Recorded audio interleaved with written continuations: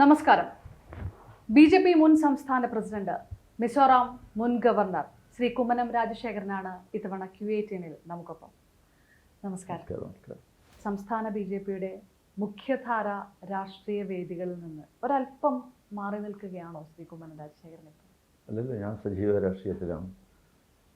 ദേശീയ നിർവാഹക സമിതി അംഗമെന്നുള്ള നിലയ്ക്ക് പാർട്ടി എന്നെ ഏൽപ്പിക്കുന്ന ചുമതലയും അതുപോലെ തന്നെ ജനകീയ പ്രശ്നങ്ങൾ ഏറ്റെടുക്കുന്ന കാര്യത്തിൽ ഞാൻ ഇപ്പോഴും സക്രിയ രാഷ്ട്രീയത്തിലാണ്. അതുകൊണ്ട് ഞാനൊന്നും മാറി നിന്നിട്ടില്ല. എനിക്ക് 24 മണിക്കൂറുള്ളതിൽ ഏതാണ്ട് ബഹുഭൂരിപക്ഷ സമയം ഞാൻ പ്രവർത്തനത്തിലാണ്, രാഷ്ട്രീയ രംഗത്താണ്. സംഘടനാപരമായ കാര്യങ്ങൾ നിയന്ത്രിക്കുന്നതും നയിക്കുന്നതും പ്രസിഡൻറ്റും ജനറൽ സെക്രട്ടറിമാരുമാണ്. ഏത് സംഘം അത് ഭാരതീയ ജനതാ പാർട്ടിയിൽ അതിന് ചട്ടവട്ടങ്ങളുണ്ട്. ആര് എന്ത് പറയണം, എപ്പോൾ പറയണം. സ്പോക്സ് പേഴ്സണെ നിശ്ചയിച്ചിട്ടുണ്ട്. അവർ പാർട്ടിയുടെ കാര്യങ്ങൾ പറയും. ഞാൻ ദേശീയ എക്സിക്യൂട്ടീവ് അംഗം എന്നുള്ള നിലയ്ക്ക് എന്നെ പാർട്ടി ധാരാളം കാര്യങ്ങൾ ഏൽപ്പിക്കുന്നുണ്ട്. അതെല്ലാം ഞാൻ ചെയ്യുന്നുണ്ട്. പരിപാടിയിൽ പങ്കെടുക്കുന്നുണ്ട്. ഞാനിപ്പോഴും സജീവമാണ്, ജനങ്ങളുടെ ഇടയിലാണ്. പല പരിപാടിയിലും പങ്കെടുക്കുന്നുണ്ട്, പല വിഷയങ്ങളിലും പ്രതികരിക്കുന്നുണ്ട്. എൻ്റെ ഫേസ്ബുക്ക് നോക്കിയാൽ അറിയാം, ഞാൻ എല്ലാ വിഷയങ്ങളിലും പ്രതികരിക്കാറുമുണ്ട്. അതുകൊണ്ട് മാറി നിൽക്കുന്ന പ്രശ്നമില്ല. എനിക്ക് മാറി നിൽക്കാനും പറ്റില്ല. കാരണം ഞാൻ ഇവിടുത്തെ ജനങ്ങളോടൊപ്പമാണ് ജനകീയ പ്രശ്നങ്ങൾ പരിഹരിക്കുന്നതിന് എന്നും മുൻപന്തിയിൽ നിന്നിട്ടുണ്ട്. ഞാനത് രാഷ്ട്രീയ പ്രവർത്തന രംഗം അങ്ങനെ ജനകീയ പ്രശ്നങ്ങൾ പരിഹരിക്കാൻ എനിക്ക് കിട്ടുന്നൊരു അവസരമായിട്ടാണ് ഞാൻ രാഷ്ട്രീയത്തെ കാണുന്നത്. നിയമം തെരഞ്ഞെടുപ്പിന് ശേഷം അങ്ങനെ ബോധപൂർവമായിട്ട് ഒരു മാറി നിൽക്കൽ ഉണ്ടായിട്ടേ ഇല്ല? ഒരിക്കലും ഇല്ല. എന്നെക്കൊണ്ട് മാറി നിൽക്കാൻ പറ്റില്ല. കാരണം രാഷ്ട്രീയ പ്രവർത്തനം എന്ന് പറയുന്നത് എൻ്റെ ജീവിതത്തിൽ അലിഞ്ഞു ചേർന്നിട്ടൊരു കാര്യമാണ്. ഞാൻ രാഷ്ട്രീയത്തിൽ ഇറങ്ങി തിരിച്ചിരിക്കുന്നത് ഒരു രാഷ്ട്രീയ പാർട്ടിയിൽ പ്രവർത്തിക്കുന്നത്, അതിൻ്റെ ചുമതല വഹിക്കുന്നത്, അതിനോട് 100% നീതി പുലർത്തിക്കൊണ്ടും ആ പാർട്ടിയുടെ ഉദ്ദേശ ലക്ഷ്യങ്ങളും താല്പര്യങ്ങളും പരിരക്ഷിക്കാനും എപ്പോഴും പ്രതിജ്ഞാബദ്ധനായിട്ട് തന്നെയാണ് ഞാൻ പ്രവർത്തിച്ചുകൊണ്ടിരിക്കുന്നത്. ഒരു മാറി നിൽക്കലുമില്ല. മാറി നിൽക്കേണ്ട കാര്യമില്ലല്ലോ, പിന്നെ എന്തിനാ മാറി നിൽക്കുന്നത്?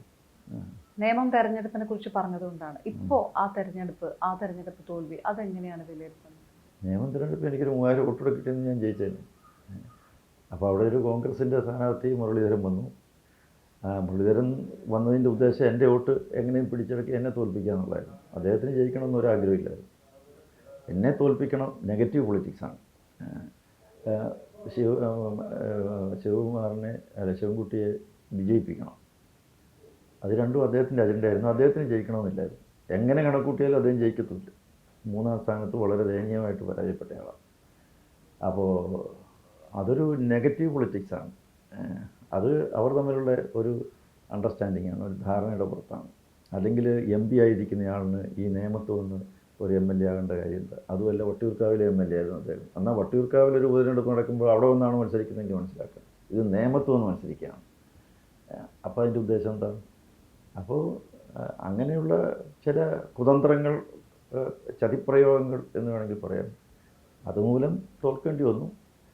പക്ഷേ എനിക്ക് വോട്ട് കൂടുതലാണ് കിട്ടിയത്. അത് പ്രതീക്ഷിച്ചതിലൊക്കെ കൂടുതൽ വോട്ട് കിട്ടിയിട്ടുണ്ട്.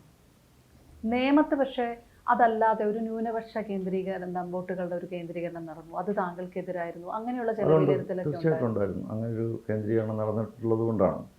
കാരണം ഞാൻ ജയിച്ചു കഴിഞ്ഞാൽ ഇവിടുത്തെ ന്യൂനപക്ഷങ്ങൾക്ക് രക്ഷയില്ല എന്നുള്ളൊരു പ്രചരണം അത് കോൺഗ്രസ്സുകാരെ അഴിച്ചുവിട്ടു. പാർലമെൻറ്റ് ഇലക്ഷൻ്റെ കാര്യമാണ്. പാർലമെൻറ്റ് ഇലക്ഷൻ കാലത്ത് അങ്ങനെ ചെയ്തിരുന്നു. അതുകൊണ്ട് ആ വോട്ടുകൾ എൻ ബ്ലോക്കായിട്ട് കിട്ടിയിട്ടുണ്ട്. വേറൊരു മണ്ഡലങ്ങളിൽ ഒരുപക്ഷെ കോൺഗ്രസ്സുകാർ ആ പ്രചരണം നടത്തി കോൺഗ്രസ്സുകാർ വോട്ട് നേടിയിട്ടുണ്ട്. ഇതൊക്കെ അവർ ഉപയോഗിക്കുന്ന ചില തന്ത്രങ്ങളാണ്. ആ തന്ത്രങ്ങളിലൂടെ അവർ വോട്ടുകൾ നേടിയെടുക്കുന്നുണ്ട്. ഒരു പ്രചാരണം നടന്നു എന്ന് പറഞ്ഞല്ലോ. ആ ന്യൂനപക്ഷ വിഭാഗങ്ങൾക്ക് ഇപ്പോഴും താങ്കളോട് അങ്ങനെ ഒരു അകൽച്ചയുണ്ട്? യാതൊരു അകൽച്ചയും ഇവിടുത്തെ ന്യൂനപക്ഷ വിഭാഗങ്ങൾക്കില്ല. എനിക്ക് ഈ ന്യൂനപക്ഷ വിഭാഗങ്ങളുമായിട്ട് വളരെയേറെ അടുത്ത ഹൃദയബന്ധമാണുള്ളത്, സ്നേഹബന്ധമാണുള്ളത്. ഞാൻ അവരുടെ പരിപാടികളിൽ പോവുകയും അവരോടൊപ്പം കഴിയുകയും അവരുടെ പ്രശ്നങ്ങൾ മനസ്സിലാക്കി അത് പരിഹരിക്കാൻ അവരോടൊപ്പം നിന്ന് പോരാടുകയും ഒക്കെ ചെയ്തിട്ടുള്ള ഒരാളാണ്. അതുകൊണ്ട് അവർക്ക് ഒരു സമൂഹം എന്നുള്ള നിലയ്ക്ക്, ആ വിശ്വാസികൾ എന്നുള്ള നിലയ്ക്ക് അവർക്ക് എന്നോട് യാതൊരു വിരോധവുമില്ല, യാതൊരു ശത്രുതയുമില്ല.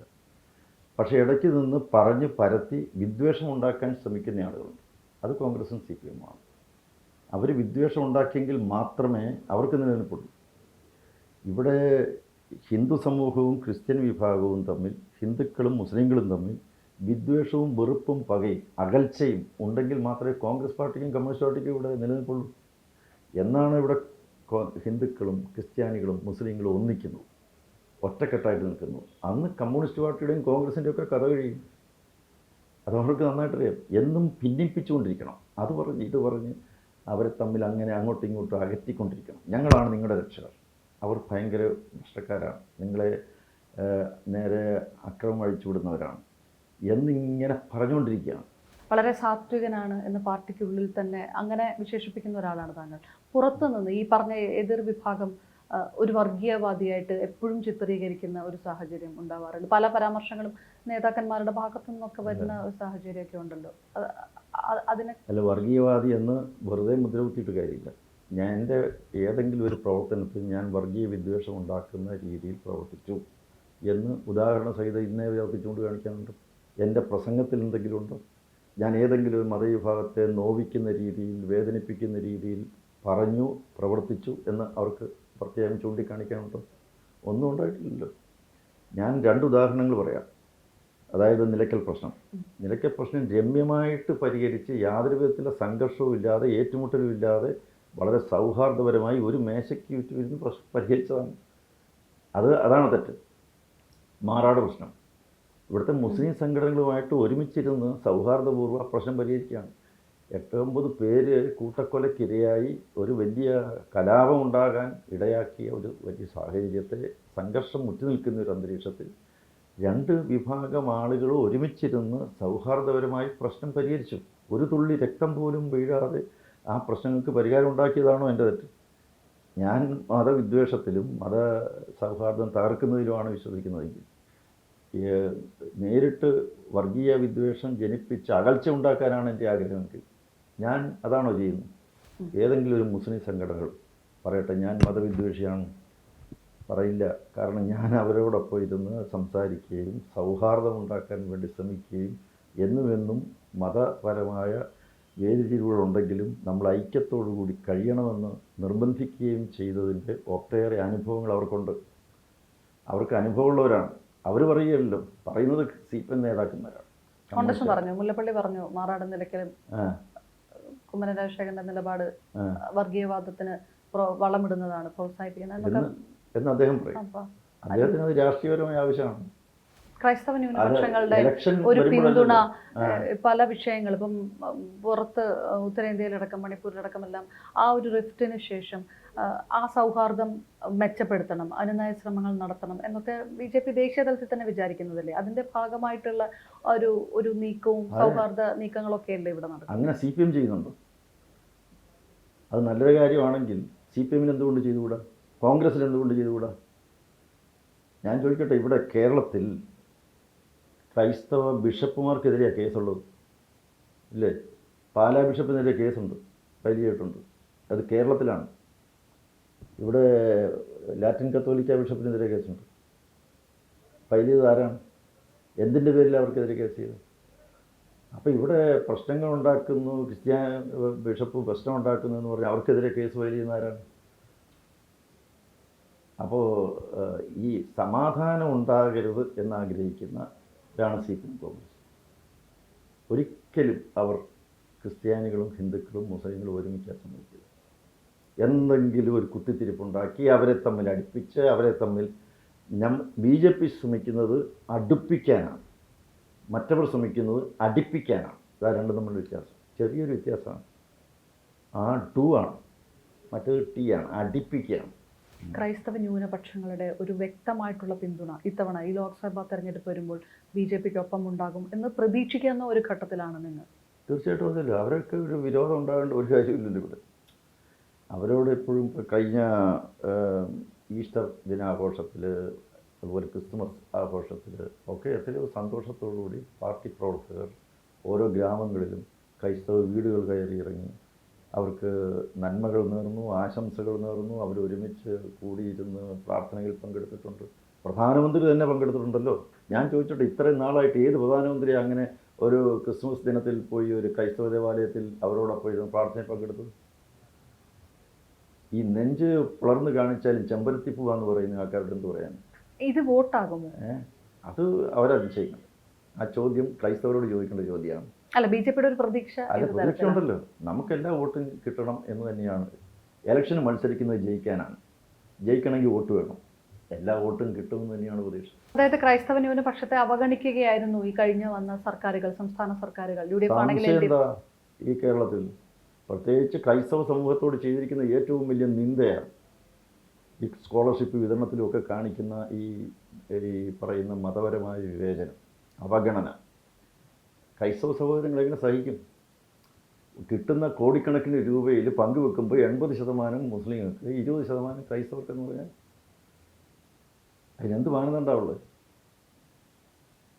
അതുപോലെ തന്നെ ക്രൈസ്തവ മാനേജ്മെൻറ്റുകളോട് കാണിക്കുന്ന അവഗണന, സ്കൂൾ വിദ്യാഭ്യാസ രംഗത്ത് കാണിക്കുക. അവർ എത്രയോ നാളുകളായിട്ട് അവരുടെ ആക്ഷേപങ്ങളും അവരുടെ പ്രശ്നങ്ങളും ബുദ്ധിമുട്ടുകളും രേഖപ്പെടുത്തുന്നു. ആ അവലാദികൾക്ക് എന്താ ഒരു പരിഹാരം ഉണ്ടാക്കുന്നത്? അവരുമായിട്ട് ചർച്ച ചെയ്യാത്തത് എന്താണ്? വേണ്ട. ഇവിടുത്തെ ജാക്കോബൈറ്റ്സ്, ഓർത്തഡോക്സ് വിഭാഗങ്ങൾ തമ്മിലുള്ള സംഘർഷമുണ്ട്. ഈ സംഘർഷം എത്ര നാളുകളോളമാണ്. ഒരു സംസ്ഥാനത്ത് ഇത്രയധികം രണ്ട് വിഭാഗങ്ങൾ തമ്മിലുള്ള സംഘർഷം ഓരോ ദിവസവും രൂക്ഷമായി വരുമ്പോൾ, അതൊരു കീറാമുട്ടിയായിട്ട് നിൽക്കുമ്പോൾ ഇടപെടണ്ടേ? ഇടപെട്ട് രണ്ടു കൂട്ടരെയും വിളിച്ചിരുത്തി സംസാരിക്കണ്ടേ? അതിനൊരു ഭരണാധികാരിക്ക് ഉത്തരവാദിത്വമില്ലേ? അതെന്തുകൊണ്ട് നിർവഹിക്കുന്നില്ല? അപ്പോൾ തമ്മിൽ അടിച്ചോട്ടെ എന്നല്ലേ? ഉത്തരവാദിത്തപ്പെട്ട ഒരു ഭരണാധികാരി എന്ന് പറഞ്ഞു കഴിഞ്ഞാൽ നാട്ടിൽ സമാധാനം ഉണ്ടാകണം, ഏറ്റുമുട്ടലുകൾ പാടില്ല. അതും പ്രത്യേകിച്ച് രണ്ട് വിഭാഗങ്ങൾ തമ്മിൽ അത് ഒരു മേശയ്ക്ക് ചുറ്റും ഒന്നോ രണ്ടോ പലവട്ടം സംസാരിക്കണം. എന്നും മതസൗഹാർദ്ദത്തിന് പാര വെച്ചിട്ടുള്ളവരാണ് കോൺഗ്രസ്സുകാരും കമ്മ്യൂണിസ്റ്റുകാരും.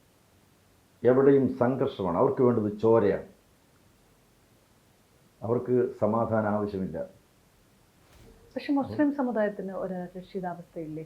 അപ്പോൾ ആ രക്ഷിതാവസ്ഥയ്ക്ക് പരിഹാരം ഉണ്ടാക്കുന്നത് ഞങ്ങളാണ് കൂടെ നിൽക്കുന്നത് എന്നാണല്ലോ ഇടതുപക്ഷം പറഞ്ഞുകൊണ്ടിരിക്കുന്നത്. മുസ്ലിം സമുദായത്തിൻ്റെ ഒരു വ്യക്തമായ പിന്തുണ അവകാശപ്പെടാൻ ഇടതുപക്ഷത്തിന് കഴിയുന്നില്ലേ? മുസ്ലിം സമുദായത്തിൻ്റെ പ്രശ്നങ്ങൾ പറയേണ്ട മുസ്ലിം സംഘടനകൾ ഇപ്പോൾ തന്നെ ഞാൻ രണ്ട് ഉദാഹരണം പറഞ്ഞു. ഒന്ന്, പാണക്കാട് തങ്ങൾ പറഞ്ഞു,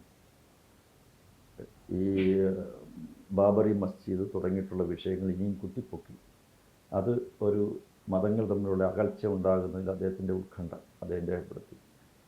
അയോധ്യ ശ്രീരാമ ജന്മഭൂമിയാണ്, ഒരു ക്ഷേത്രം പണിത് കഴിഞ്ഞിരിക്കുന്നു, ഇനി അത് കുത്തിപ്പൊക്കി ഒരു പ്രശ്നമാക്കേണ്ടതില്ല എന്ന് അദ്ദേഹം പറയുന്നു. അപ്പോൾ CPM പറയുന്നത് എന്താണ്? അവരിപ്പോഴും ബാബറി മസ്ജിദിൻ്റെ കാര്യം ഓർമ്മപ്പെടുത്തുകയാണ്. ഒരാവശ്യമില്ലാതെ ഓർമ്മപ്പെടുത്തുകയാണ്. അവർ സന്തോഷമായിട്ട് വേറെ സ്ഥലത്ത് പള്ളി പണിയാണ്, എന്നിട്ടും ഇവിടെ മുറുമുറുപ്പാണ്. ഇനി രണ്ടാമത്, അവിടെ അയോധ്യയിൽ ഒരു ക്ഷേത്രം പണിയുന്നത് ഒരിക്കലും മുസ്ലിം വികാരം വ്രണപ്പെടുത്തുന്ന സംഭവമല്ല. ജിഫ്രി തങ്ങൾ പറഞ്ഞു, സമസ്തയുടെ പ്രശ്നം ജിഫ്രി തങ്ങളാണ് പറഞ്ഞു. പിന്നെന്താ ആ രണ്ട് പ്രസ്താവനയിലൂടെ എന്താ നമുക്ക് വ്യക്തമാകേണ്ടത്? അതായത് മുസ്ലിം സമുദായത്തിന് അതുമായി ബന്ധപ്പെട്ട മുറിവ് പൂർണ്ണമായി ഉണങ്ങിയിട്ടുണ്ട്. അത് പറയേണ്ടത് അവരാണ്, ഞാനതല്ല പറയുന്നത്. അങ്ങനെയാണ് കരുതുന്നത്. അത് പ്രശ്നമാക്കി ഇവിടെ ഒരു മുസ്ലിങ്ങളും ഹിന്ദുക്കളും തമ്മിൽ ഒരു വിടവുണ്ടാക്കേണ്ട കാര്യമില്ല എന്നാണ് നമ്മൾ ആഗ്രഹിക്കുന്നത്. അതാണ്. ഒരു പ്രശ്നത്തിൻ്റെ പേരിൽ എന്തിനു ഒരു വിടവുണ്ടാക്കണം? മാറാട് പ്രശ്നത്തിൻ്റെ പേരിൽ ഒരു വിടവുണ്ടാക്കേണ്ട കാര്യമുണ്ടോ ഹിന്ദുക്കൾക്ക്? അവരെ ചെയ്യുന്നില്ല. അവർ വീണ്ടും ഇത് പറയുന്നുണ്ടോ? പക്ഷേ CPM അത് പറയത്തില്ല, കാരണം അത് ഹിന്ദുക്കളുടെ പ്രശ്നമായതുകൊണ്ട്. അല്ല, അയോധ്യ പക്ഷേ ഇത്തവണത്തെ തെരഞ്ഞെടുപ്പിൽ പ്രധാന വിഷയമാകുന്നുണ്ട് ദേശീയ തലത്തിൽ. കേരളത്തിലും അത് BJP മുഖ്യ വിഷയമായിട്ട് ഉയർത്തിക്കാട്ടാൻ ഉദ്ദേശിക്കുന്നില്ല. തീർച്ചയായിട്ടും കേരളത്തിലെ ജനങ്ങളുടെ ഇടയിൽ ഒരു രാമവികാരമുണ്ട് എന്ന് ഉറച്ചു വിശ്വസിക്കുന്ന ഒരാളാണ് ഞാൻ. കേരളം രാമകേരളമാണ്. അത് പറയുന്നത് വെറുതെ പറയുന്നതല്ല. ത്രേതായുഗ കാലത്ത് രാമൻ കേരളത്തിലൂടെ യാത്ര ചെയ്തിട്ടുണ്ട് എന്ന് ഞാൻ വിശ്വസിക്കുന്നുണ്ട്. അതിന് തെളിവുകളുണ്ട്. ഒന്ന്, ശബരി പീഠം, ശബരിമല, ശബരിയാശ്രമം, അത് കേരളത്തിലുണ്ട്. കോടിക്കണക്കിന് അയ്യപ്പന്മാർ ശബരി പീഠം ദർശനം നടത്തി പോവുകയാണ്. ശബരി ആശ്രമമുണ്ട്. ജഡായു പാറയുണ്ട്. അവിടെ ജഡായുവിൻ്റെ ശില്പം, അതുപോലെ തന്നെ രാമൻ്റെ ക്ഷേത്രം, ഇതെല്ലാം അവിടെ കാണാൻ കഴിയുന്നു. അതുപോലെ സ്ഥലനാമങ്ങൾ പലതും നോക്കുമ്പോൾ രാമനുമായി ബന്ധപ്പെട്ടതാണ്. നാലമ്പല യാത്ര, അതുപോലെ ഒരു മാസം മുഴുവൻ രാമായണം വായിക്കുന്നു. കേരളത്തിലല്ലാതെ വേറെ എവിടെയുള്ളത്? അപ്പോൾ ഒരു രാമവികാരം ഇവിടെയുണ്ട്. അതുകൊണ്ട് കേരളത്തിൻ്റെ പൈതൃകം രാമപൈതൃകമാണ്. തീർച്ചയായിട്ടും ഇവിടെയും ഒരു വലിയ പുനരുജ്ജീവനത്തിൻ്റെ, ഒരു വലിയ നവോത്ഥാനത്തിൻ്റെ, ഒരു രാമ ചിന്തയുടെ ഒരു പുനരുജ്ജീവനം ഉണ്ടാകും. കേരളത്തിന് ഉള്ളത് ഒരു സെക്യുലർ മൈൻഡാണ്. അതുകൊണ്ട് തന്നെ ഇതിൻ്റെ രാമക്ഷേത്രവുമായി ബന്ധപ്പെട്ടുള്ള അതിനു മുമ്പുണ്ടായിട്ടുള്ള വിഷയങ്ങളായിരിക്കും കൂടുതൽ എടുത്തു നിൽക്കുക എന്നുള്ളൊരു കാര്യമാണല്ലോ ഇടതുപക്ഷത്തിൻ്റെയും കോൺഗ്രസ്സുകാരും പറയുന്നത് അതാണല്ലോ. അപ്പോൾ ആ രീതിയിൽ വർക്കൗട്ട് ആവുന്നതിന് പകരം രാമവികാരം പ്രധാനമായിട്ട് മുന്നിൽ നിൽക്കും, അങ്ങനെയാണോ കരുതുന്നത്? രാമവികാരം ഒരിക്കലും ഇവിടുത്തെ സാമൂഹ്യ സമത്വത്തിനെതിരല്ല, ഇവിടുത്തെ ഭൗതികമായിട്ടുള്ള ജീവിത സാഹചര്യങ്ങൾ ഉയർന്നു വരുന്നതിനെതിരല്ല, ഇവിടുത്തെ വികസന സങ്കല്പങ്ങൾക്കും സ്വപ്നങ്ങൾക്കും വിരുദ്ധമല്ല. പിന്നെന്താ, മനുഷ്യൻ എന്ന് പറയുന്നത് അവർക്ക് ചില ഉള്ളിൻ്റെ ഉള്ളിൽ അവരുടെ ഹൃദയത്തിൽ കാത്തു സൂക്ഷിക്കുന്ന വികാരങ്ങളുണ്ട്, വിശ്വാസ സങ്കല്പങ്ങളുണ്ട്. അത് ഉപേക്ഷിക്കാൻ പറ്റില്ലല്ലോ, അതിനെയും നമ്മൾ കണക്കിലാക്കണം. അതുകൊണ്ടാണ് സബ്കാ സാത്ത് സബ്കാ വികാസ്, അതോടൊപ്പം തന്നെ സബ്കാ പ്രയാസ് സബ്കാ വിശ്വാസ്, ഇതെല്ലാം വേണം. പ്രധാനമന്ത്രി പറയുന്നത് അതാണ്, സബ്കാ വികാസ് സബ്കാ സാത്ത് സബ്കാ വിശ്വാസ്. അതായത് കേന്ദ്ര സർക്കാരിന്റെ വികസന നയങ്ങൾ കൂടി ഇവിടെ തീർച്ചയായിട്ടും അതല്ലോ. കാരണം ഇവിടെ എല്ലാ വീടുകളും നോക്കിയോ, കേന്ദ്ര സർക്കാരിൻ്റെ ഗുണഫലങ്ങൾ ലഭിക്കാത്ത വീടുകൾ വളരെ കുറവാണ്. സംസ്ഥാന സർക്കാർ പറയുന്നത് വലിയ രീതിയിലുള്ള അവഗണന നേരിടുന്നു. സംസ്ഥാനം ഡൽഹി പോയി സമരം നടത്തേണ്ടി വരുന്ന സ്ഥിതി, നികുതി വിഹിതം വെട്ടിക്കുറച്ചതടക്കം, ഗ്രാന്റുകൾ വെട്ടിക്കുറച്ചതടക്കം, അങ്ങനെ ഒരു വലിയ അവഗണന കേന്ദ്രം സംസ്ഥാനത്തോട് വിവേചനം കാണിക്കുന്നു. അത് ജനങ്ങൾ മനസ്സിലാക്കി വരുന്നുണ്ട് എന്നാണല്ലോ. അതാണ് ഇലക്ഷൻ ഗിമ്മിക്ക്, ഇലക്ഷൻ തട്ടിപ്പെന്ന് പറയുന്നത് അതാണ്. തെരഞ്ഞെടുപ്പ് വന്നപ്പോഴേക്കും അവരുടെ പരാജയത്തെ മൂടി വെക്കാൻ അവർ വേറെ ചില വിഷയങ്ങൾ വെറുതെ പറഞ്ഞുണ്ടാക്കി സമരമുഖത്ത് നിൽക്കുകയാണ്, സമരം ചെയ്യുകയാണ്. ഇവിടെ പണ്ട് അരി തരാം, തുണി തരാം, അരി തരൂ, പണി തരൂ, തുണി തരൂ എന്നൊക്കെ പറഞ്ഞ് സമരം ചെയ്തവരാണ് കേന്ദ്രത്തോട് ആവശ്യപ്പെട്ടു. എന്നും LDF ഭരിക്കുന്ന സമയത്ത് ഇവിടെ കേന്ദ്രത്തിൽ വിരുദ്ധ സമരം. എന്തിനാ? അരിയില്ല, തുണിയില്ല, പണിയില്ല. ഇന്ന് അതൊന്നും ഇല്ലല്ലോ, മുദ്രാവാക്യം. അവർക്ക് മുദ്രാവാക്യങ്ങളൊന്നും ഇല്ലല്ലോ. ലൈഫ് പദ്ധതിയുമായിട്ട് ബന്ധപ്പെട്ട് കേന്ദ്രത്തിന്റെ വിഹിതം വളരെ ചെറുതാണ്, പക്ഷേ ബ്രാൻഡിങ് നടത്തണം എന്നുള്ള ആവശ്യം കേന്ദ്രം കേന്ദ്രം നല്ലൊരു തുക തരുന്നുണ്ടല്ലോ. നല്ലൊരു തുക തരുന്നതിന് എന്താ, അവരുടെ കേരള ഗവൺമെന്റും കൊടുക്കുന്ന സംസ്ഥാനം ഒരു 80ഓളം വരുമ്പോൾ ഒരു 12 സംതിങ് എന്തോ ആണ്. അല്ലല്ല, തദ്ദേശ സ്വയംഭരണ സ്ഥാപനങ്ങളും കേന്ദ്രവും സംസ്ഥാന സർക്കാരും ഒക്കെ കൂടെ കൂടുന്നതാണ്. അതിൻ്റെ അകത്ത് ഇപ്പോൾ കേന്ദ്രം കൊടുക്കുന്നു എന്ന് പറയുന്നതിന് എന്താ തെറ്റ്? ഇത്ര രൂപ കേന്ദ്രം തരുന്നു എന്ന് പറയുന്നതിന് എന്താ തെറ്റ്? അതിൽ ബ്രാൻഡിങ് നടത്താൻ നോക്കുന്നു കേന്ദ്രം. അതിൽ മാത്രമല്ലല്ലോ, എല്ലാത്തിലും ബ്രാൻഡിങ് നടത്തുകയാണ്. കുടിവെള്ളം ആരാ പൈസ കൊടുക്കുന്നത്? കേന്ദ്രത്തിൻ്റെ റോഡ് വികസനം ആരാ പൈസ കൊടുക്കുന്നത്? ഇവിടെ ബാക്കിയുള്ളതിനെപ്പറ്റി ഒന്നും മിണ്ടാത്ത എന്താ, ധാരാളം കാര്യങ്ങൾ ഇവിടത്തേക്ക് വേണ്ടി ചെയ്യുകയാണ്. ആ ചെയ്യുന്നതിനെക്കുറിച്ചൊന്നും ഒരക്ഷരം മിണ്ടുന്നില്ലല്ലോ. ശബരിമലയ്ക്ക് വേണ്ടി എത്രയോ കോടിക്കണക്കിന് രൂപ കൊടുക്കുന്നു. ഇവിടെ തിരുവനന്തപുരത്ത് പത്മനാഭസ്വാമി ക്ഷേത്രത്തിൽ 85 കോടി രൂപയെ ചെലവഴിച്ച് കഴിഞ്ഞു. ക്ഷേത്രത്തിൻ്റെ ചുറ്റുപാടും ഒക്കെയുള്ള കരിങ്കല്ല് അവിടെ വരുന്നവർക്കൊക്കെ സൗകര്യങ്ങൾ ചെയ്തു കൊടുക്കാൻ ആരും മിണ്ടുന്നില്ലല്ലോ. കേന്ദ്രം കേരളത്തെ അവഗണിക്കുന്നില്ല. അവഗണിക്കുന്നു എന്ന് പറയുന്നത് വെറും അത് സാങ്കല്പികമാണ്. അതിൻ്റെ അകത്ത് യാതൊരു അർത്ഥവുമില്ല. അത് സത്യവുമായി അതിന് യാതൊരു ബന്ധവുമില്ല. നമ്മുടെ കേന്ദ്ര ധനകാര്യ വകുപ്പ് മന്ത്രി ലോക്സഭയിൽ വളരെ വ്യക്തമായി കണക്കുകൾ ഉദ്ധരിച്ചുകൊണ്ട് പറഞ്ഞു. ഞാൻ പറയുന്ന ധനകാര്യ വകുപ്പ് മന്ത്രി തെറ്റാണ് പറഞ്ഞതെങ്കിൽ ആ ധനകാര്യ വകുപ്പ് മന്ത്രിക്കെതിരെ അവകാശ ലംഘനത്തിന് നോട്ടീസ് കൊടുക്കണ്ടേ? അവിടെ MP ഉണ്ടല്ലോ, CPM-ൻ്റെ MP ഉണ്ടല്ലോ, കോൺഗ്രസിൻ്റെ MP-മാരും ഉണ്ടല്ലോ. എന്താ അവരാരും അതിനെ വിമർശിക്കാത്തത്? എന്താ? കണക്ക് കറക്റ്റാണ്. ഊതിപ്പെരിപ്പിച്ച് മറ്റേ അത് കിട്ടേണ്ടതായിരുന്നു, ഇത് കിട്ടേണ്ടതായിരുന്നു, ഞങ്ങൾക്ക് ഇത്ര കിട്ടണം എന്ന് ഈ കേരളത്തിൽ മാത്രം അങ്ങനെ എടുത്തു കൊടുക്കാൻ പറ്റുമോ?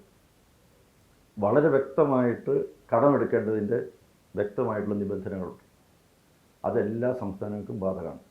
എന്നാൽ മറ്റ് ചില സംസ്ഥാനങ്ങളെ കടമെടുക്കാൻ കൂടുതൽ അനുവദിച്ചു, BJP ഭരിക്കുന്ന സംസ്ഥാനങ്ങൾ കൂടുതൽ അനുവദിച്ചു എന്ന് പറയുന്നില്ലല്ലോ. ഞങ്ങൾക്ക് കൂടുതൽ പരിഗണന കിട്ടണം അങ്ങനെ പറഞ്ഞാൽ എങ്ങനെ ശരിയാകുന്നു? 14ാം ധനകാര്യ കമ്മീഷൻ 15ാം ധനകാര്യ കമ്മീഷൻ്റെ ശുപാർശകൾക്കനുസരിച്ച് എല്ലാ കാര്യങ്ങളും ചെയ്തു. BJP തെരഞ്ഞെടുപ്പുമായി ബന്ധപ്പെട്ട്, ഇത്തവണത്തെ ലോക്സഭാ തെരഞ്ഞെടുപ്പുമായി ബന്ധപ്പെട്ട് കേരളത്തിൽ കാണുന്ന സാധ്യത, പ്രതീക്ഷ, അതൊക്കെ ഏത് തരത്തിലാണ്? കേരളത്തിൽ ജനങ്ങൾക്ക് കേന്ദ്ര സർക്കാരിൻ്റെ 10 വർഷത്തെ ഭരണത്തിൻ്റെ ഫലമായിട്ട് ധാരാളം ഗുണഫലങ്ങൾ ലഭിച്ചിട്ടുണ്ട്. അത് ഈ നാട്ടിലെ ഓരോ പൗരനും അറിയാം, ഓരോ വോട്ടർക്കും അറിയാം. ഓരോ വോട്ടർക്കും അതിൻ്റെ ഗുണഫലങ്ങൾ ലഭിച്ചു. അതുകൊണ്ട് അവരോട് ഈ കേന്ദ്ര ഗവൺമെൻറ്റിൻ്റെ കാര്യങ്ങളെക്കുറിച്ച് ഇനി പ്രത്യേകിച്ച് വിശദീകരിച്ചു കൊടുക്കേണ്ട കാര്യമില്ല. കേരളത്തിലെ ജനങ്ങൾ ചിന്തിക്കുന്നവരാണ്, ഒരു മാറ്റം ആഗ്രഹിക്കുകയാണ്. ഈ ഭാരതത്തിൻ്റെ ഭരണ നേതൃത്വം ആരിലേക്ക് കൊണ്ടുവരണം എന്ന് വോട്ടർമാർ ചിന്തിക്കുകയാണ്. CPM-ന് കൊടുക്കാൻ പറ്റുമോ? CPM-ന് ഭാരതത്തിൻ്റെ നേതൃസ്ഥാനം ഏറ്റെടുക്കാൻ പറ്റുമോ? ഇല്ല. കോൺഗ്രസ്സിന് പറ്റുമോ? ഒട്ടും പറ്റില്ല. കാരണം എങ്ങനെ കണക്കൂട്ടിയാലും അവർ പോലും പറയുന്നില്ല. 400 സീറ്റ് കിട്ടുമെന്ന് കാർഗെ പോലും ലോക്സഭയിൽ പറഞ്ഞു കഴിഞ്ഞു. എല്ലാവരും പറയും. അപ്പോൾ ഇനി ഇന്ത്യ ഭരിക്കാൻ CPM-നും പറ്റില്ല, കോൺഗ്രസിനും പറ്റില്ല. അപ്പോൾ രണ്ട് LDFും UDFും മുന്നണി എതിർപക്ഷത്തുള്ളപ്പോൾ ഈ തെരഞ്ഞെടുപ്പിലെ ചോദ്യം ഭാരതമാര് ഭരിക്കണമെന്നുള്ളതാണ്. ഭാരതം ഭരിക്കേണ്ടത് അത് മോഡി തന്നെ. അതുകൊണ്ട് എങ്ങനെ നോക്കിക്കഴിഞ്ഞാൽ ഈ കേരളത്തിൽ 67 വർഷക്കാലമായി ഭരിച്ചുകൊണ്ടിരിക്കുന്ന UDF LDF 67 വർഷമായി ഭരിച്ചു. കേരളത്തിന് ഒരു ഗതി ഇതുവരെ ഉണ്ടായിട്ടില്ല. എല്ലാ സീറ്റുകളും വിജയപ്രതീക്ഷ അർപ്പിച്ചാലും കൂടുതൽ പ്രതീക്ഷ നൽകുന്ന ചില മണ്ഡലങ്ങൾ, ഇപ്പോൾ സ്റ്റാർ മണ്ഡലമായിട്ട് മാധ്യമങ്ങളെല്ലാം വിശേഷിപ്പിക്കുന്ന തൃശ്ശൂരാണ്. പിന്നെ തലസ്ഥാന മണ്ഡലവും അതുപോലെ പ്രതീക്ഷ അർപ്പിക്കുന്നുണ്ട്. അങ്ങനെ കൂടുതൽ ഫോക്കസ് ഏതെങ്കിലും മണ്ഡലങ്ങളിൽ കൊടുക്കുക, അങ്ങനെ കരുതുന്നുണ്ടോ? എല്ലാ മണ്ഡലങ്ങളിലും വളരെ സജീവമായി ഉഷാറായിട്ടുള്ള പ്രവർത്തനമാണ് നടക്കുന്നത്. ഇനി കൂടുതലായിട്ട് ആ കാര്യത്തെപ്പറ്റി ആധികാരികമായിട്ട് പറയേണ്ടത് സംസ്ഥാന പ്രസിഡന്റാണ്. എന്നെ സംബന്ധിച്ചിടത്തോളം എനിക്ക് വളരെ വ്യക്തമായിട്ട് പറയാൻ കഴിയും.